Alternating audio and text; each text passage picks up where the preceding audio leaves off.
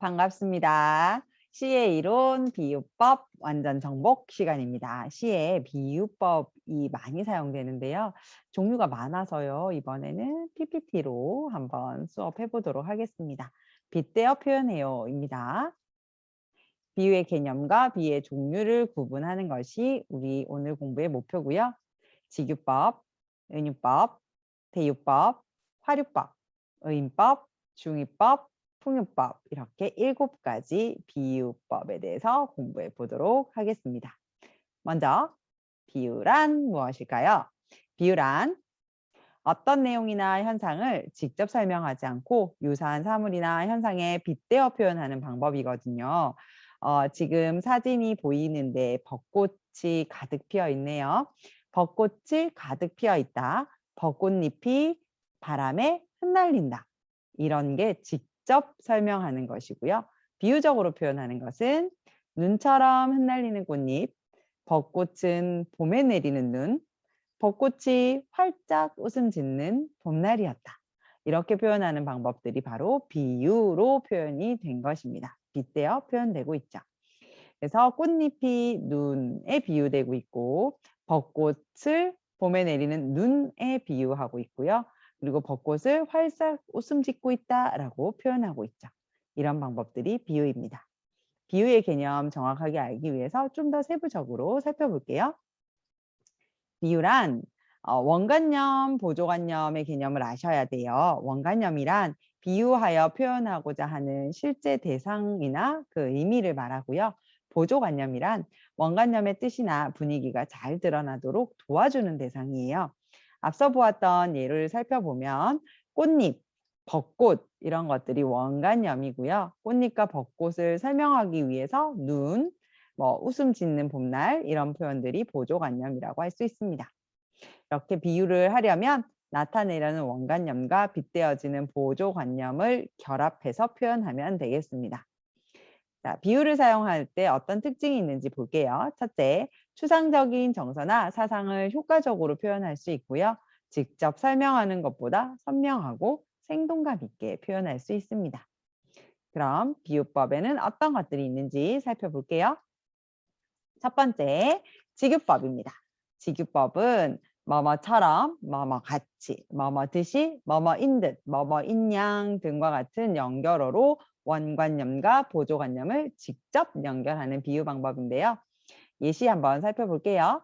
김영랑의 돌담에 속삭이는 햇발이라는 시의 한 행입니다. 새학시 볼에 떠오는 부끄럼같이. 그래서 햇발의 모습을 새학시 볼에 떠오르는 부끄러운 모습 같다라고 비유하고 있어요. 두 번째는 기형도의 엄마 걱정이라는 시의 구절인데요. 나는 찬밥처럼 방에 당겨. 나라는 원관념이 마치 이제 방에 혼자 이렇게 우두커니 있는 모습이 밥통 한 구석에 찬밥이 이렇게 찰딱 붙어져서 남아 있는 것처럼 보인다라고 설명하고 있고요. 엄마 안 오시네. 배춧잎 같은 발소리 타박타박. 발소리를 배춧잎 같은 이라고 표현하고 엄마의 지친 모습을 배춧잎 같다 이렇게 비유하고 있어요. 이런 것이 직유인데요. 찾으실 때 체크 포인트 연결어 뭐뭐처럼 뭐뭐인 듯 뭐뭐듯이 뭐뭐인 양 같은 것이 나오는 경우 직유니까요. 찾아보시기 쉽겠죠? 두 번째입니다. 은유법입니다. 은유는 원관념과 보조관념의 유사성이 겉으로 직유법처럼 확 드러나지 않고 원관념과 비슷한 성질을 가진 보조관념을 끌어다 좀 은근히 견주어서 표현하는 방식이에요. 예시 보겠습니다. 유치완의 깃발이라는 시에서 깃발을 소리 없는 아우성, 저 푸른 해원을 향해 흔드는 영원한 노스텔지어의 손수건 이렇게 표현하고 있는데요. 소리 없는 아우성이라는 표현이 깃발을 가리키는 표현이거든요. 깃발은 소리 없는 아우성이다. 그래서 아우성 치는 막 이렇게 펄럭이는 모습과 깃발을 비유해서 표현하고 있는 거죠. 펄럭임이라는 유사성을 가져다가 은근히 견주어 표현한 거예요. 다음 부분 볼게요. 달조각 주우러 숲으로 가자. 금은밤 반딧불은 부서진 달조각.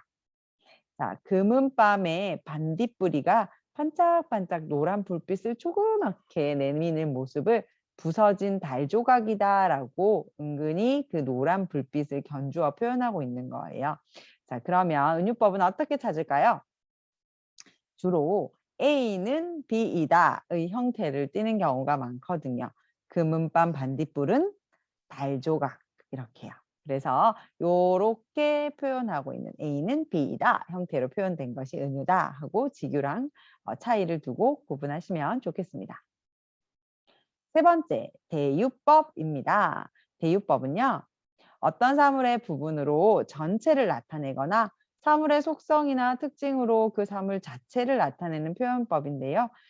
더 구체적으로는 제유와 한유로 나누어지는데 둘 다 묶어서 대유법으로 기억하시면 되겠습니다. 자, 예시 먼저 볼게요. 빵이 아니면 죽음을 달라. 되게 유명한 말인데요. 그 빵은 모든 음식을 말하는 거예요. 그래서 음식을 줄 게 아니면 나에게 차라리 죽음을 달라. 이런 표현이거든요. 빵은 모든 빵, 떡, 과자, 케이크, 고기 모든 걸 대표하는 형태로 빵을 제시한 거예요. 그래서 한 부분으로 전체를 나타낸 것이죠. 환유법은 그 사물이 가진 속성이나 특성을 빌려서 표현하는 건데요. 펜은 칼보다 강하다. 이때 펜은 펜, 볼펜, 연필, 붓 이걸 의미하는 게 아니라 문화를 의미하는 거예요. 펜으로 만들어지는 인류의 문화를 의미하는 거거든요. 그래서 문화는 무력의 힘보다 강하다라는 뜻이거든요. 사물의 속성을 빌려서 펜, 볼펜, 연필 이게 아니라 펜이 가진 문화를 창조하는 물건이라는 속성을 빌려서 문화라는 것을 표현하고 있습니다. 이처럼 대유란 한마디로 무엇이냐? 원관념과 관련 있는 보조관념이 원관념을 대신해서 나타내는 표현법이에요. 그래서 예시 보시면 강산을 덮은 그 미움의 세부치들 눈 녹이듯 흐물흐물 녹여버리겠지 해서 강산이 바로 우리 대한민국을 가리키는 거고 북한을 가리키는 한반도를 가리키는 표현이에요. 그래서 남한과 북한이 휴전의 상태로 대치하고 있는 상황에 한반도를 가리키는 말로 강산이라는 표현을 썼어요. 이런 게 대유예요. 그 밑에 있는 눈 녹이듯 이런 거는 직유가 되겠죠. 뭐뭐듯 그렇죠. 그다음에 두 번째 머슴빵 등잔불 아래 나는 대길이 아저씨한테 각야거결을 배웠지요. 각야거결은 한글을 일부잖아요. 그래서 한글, 글 쓰는 법을 읽고 쓰는 법을 배웠다라는 뜻으로 각야거결을 배웠지요. 이렇게 표현하고 있어요. 그래서 그 대상의 일부나 속성으로 대신하여 표현하는 법, 대유법 되겠습니다. 자, 네 번째, 화류법인데요. 무생물을 생물인 것처럼 나타내는 표현법이에요. 자, 내용 보겠습니다. 질화로에 재가 식어지면 빈 밭에 밤바람 소리 말을 달리고 바람 소리를 말 달리는 소리에 비유한 거예요. 바람은 말처럼 달릴 수 없는데 달리는 거에 표현한 거죠. 생물인 것처럼 표현하고 있습니다. 다음, 새벽녘이면 산들이 학처럼 날개를 쭉 펴고 날아와서는 종일토록 먹도 않고 말도 않고 업되게 나는 산들이 이렇게 엎어져 있대요. 자, 산은 살아있는 생물이 아니니까 엎어져 있을 수도 없고 날아올 수도 없는데 그렇게 표현하고 있어요. 이게 화류법이고요. 당연히 산들이 학처럼 되어 있는 부분은 직유도 사용된 거예요. 하나지 표현법만 사용되지는 않으니까요. 잘 살펴보시면 여러 개의 표현법이 섞여 있는 경우도 있습니다. 자, 그래서 화류법은 숨을 쉰다거나 뛰거나 걷거나 생명현상이 드러나는 거나 감정이 있는 것처럼 무생물을 표현하는 것을 화류법이라고 합니다. 화류법에서 특히 사람처럼 표현하는 것을 의인법이라고 하는데요. 인격을 부여하는 거죠. 그래서 보겠습니다. 넓은 벌 동쪽 끝으로 옛 이야기 지줄대는 실개천이 휘돌아 나가고 실개천이 심지어 무생물이 그냥 소리를 낸다 정도가 아니라 옛 이야기를 지줄댈 수는 없죠. 이렇게 재불재불 말한다는 뜻인데 자, 사람이나 되어야 옛 이야기를 할 수 있죠. 이런 표현이 의인법이고요. 조국을 언제 떠났노? 파초의 꿈은 가련하다. 이렇게 파초가 이렇게 풀이에요, 풀. 이 풀은 생명체긴 하죠. 하지만 조국을 떠날 수도 없어요. 그리고 파초가 꿈을 꿀 수도 없고. 근데 사람처럼 꿈꾼다, 조국을 떠났다 이렇게 표현하고 있는 거. 그래서 생명체든 비생명체든 사람처럼 이야기하는 것. 그것이 바로 의인법이다. 기억해 주시면 좋겠습니다. 여섯 번째, 중의법입니다. 중의의 중의가 이제 이렇게 겹친다 이런 뜻이거든요. 그래서 하나의 표현으로 두 가지 이상의 원관념을 한꺼번에 표현해 버리는 방법이 중의법입니다. 예를 들어 볼게요. 청살리 벽계수야 수의감을 자랑 마라. 일도 창의하면 돌아오기 어려우니 명월이 만공산하니 쉬어간들 어떠하리. 황진이라는 기생이 이제 서경덕이라는 선비에게 이제 "나랑 좀 같이 놀아봅시다." 이런 내용을 하고 이제 표현한 시조인데요. 이 안에서 벽계수라는 표현이 서경덕의 호이기도 하고 산에 흐르는 맑은 물을 의미하기도 해요. 그래서 벽계수라는 표현으로 서경덕도 가리키고 맑은 물도 가리키는 두 가지의 의미를 담고 있는 것이고요. 여기 명월이 산에 가득 찼다. 명월이 만공산하니 했을 때 이 명월, 밝은 달이 진짜 산에 가득 찬 밝은 달을 의미하기도 하고요.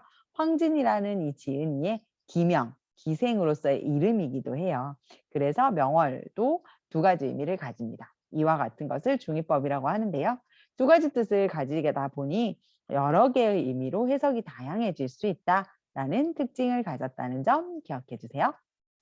드디어 마지막 풍류법입니다. 풍류는 바람처럼 유행어처럼 풍류 이렇게 사람들이 많이 알고 있는 말을 인용하는 거예요. 그래서 어떤 사실을 빗대어서 암시적으로 표현하는 방법인데요. 볼게요. 사랑하는 것은 사랑을 받는 이보다 행복하나니라. 오늘도 나는 에메랄드 하늘이 훤히 내다보는 우체국 창문 앞에 와서 너에게 편지를 쓴다. 유치원의 행복이라는 시의 한 구절인데요.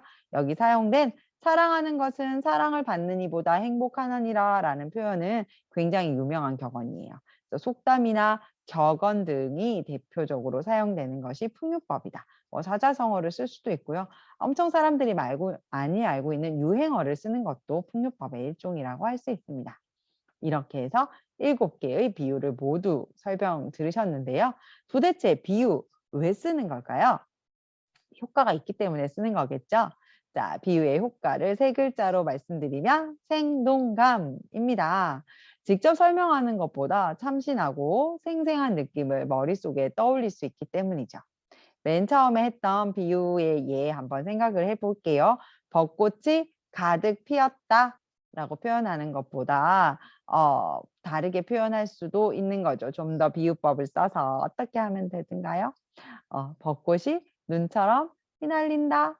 또 벚꽃이 뭐 솜사탕처럼 가득가득 피었다. 뭐 이렇게 표현함으로써 그 벚꽃이 만개해 있는 모습을 더 잘 상상할 수 있게 해 주는 거죠. 이런 것이 비유의 효과입니다.